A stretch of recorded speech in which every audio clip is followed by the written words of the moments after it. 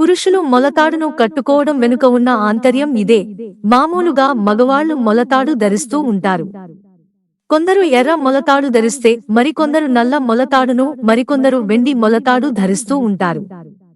అసలు ఎందుకు ధరించాలి అంటే మగవాళ్లు అన్నాక మొలతాడు ఖచ్చితంగా కట్టుకోవాలనే నియమం కూడా ఉంది.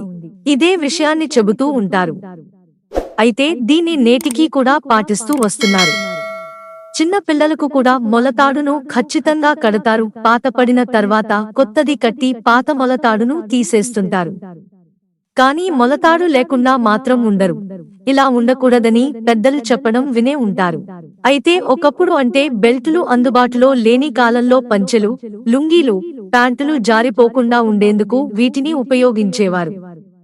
అయితే వీటిని సపరేట్గా వీటికోసమే ఉపయోగించేవారు కాదు. మొలతాడుకు ఇలా కూడా ఉపయోగించేవారు. మొలతాడు లేకుండా ఉండటం అంటే చనిపోవడమనే అర్థం వస్తుంది. పెద్దల ప్రకారం చనిపోయినప్పుడు మాత్రమే మొలతాడును తీసేస్తారు. అందుకే మొలతాడును ఎప్పుడూ నడుముకు ఉండేలా చూస్తారు. అలాగే ఎనకటి కాలంలో డాక్టర్లు, హాస్పిటల్స్ ఎక్కువగా ఉండేవి కావు. కాబట్టి పాము కరిస్తే మొలతాడును తెంపి పాము కుట్టిన దగ్గర కట్టి విషయాన్ని తీసేసేవారని కూడా పెద్దలు చెప్తుంటారు.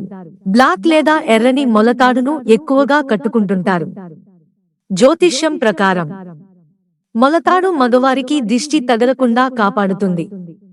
ఇది చెడు కంటి నుంచి రక్షిస్తుందని చెప్తారు. అందుకే మొలతాడును ఎప్పటినుంచో కట్టుకునే ఆచారం మొదలైంది. అది నేటికీ కూడా కొనసాగుతూ వస్తోంది. ఏదేమైనా మొలతాడును మగవారు మాత్రమే కట్టుకుంటారు. కానీ దీన్ని ఆడవాళ్లు కూడా కట్టుకోవచ్చని జ్యోతిష్యులు చెబుతున్నారు. ప్రస్తుత కాలంలో చాలా మంది చేతికి లేదా కాలికి నల్ల దారాన్ని కట్టుకుంటున్నారు. ఎందుకంటే ఇది కూడా దిష్టి తగలకుండా కాపాడుతుంది. నల్లదారం దుష్టశక్తులకు మిమ్మల్ని దూరంగా ఉంచుతుందని నమ్ముతారు.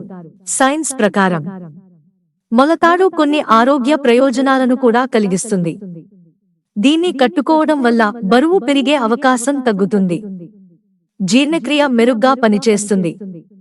హెర్నియా వ్యాధి వచ్చే ప్రమాదం కూడా తగ్గుతుందని నిపుణులు చెబుతున్నారు. అంతేకాదు మొలతాడును కట్టుకోవడం వల్ల పురుషుల జననేంద్రియాలు ఆరోగ్యంగా ఉంటాయనే నమ్మకం కూడా ఉంది. మిత్రులారా, ఛానల్ సబ్స్క్రైబ్ చేసుకోవడం మర్చిపోకండి. ధన్యవాదాలు.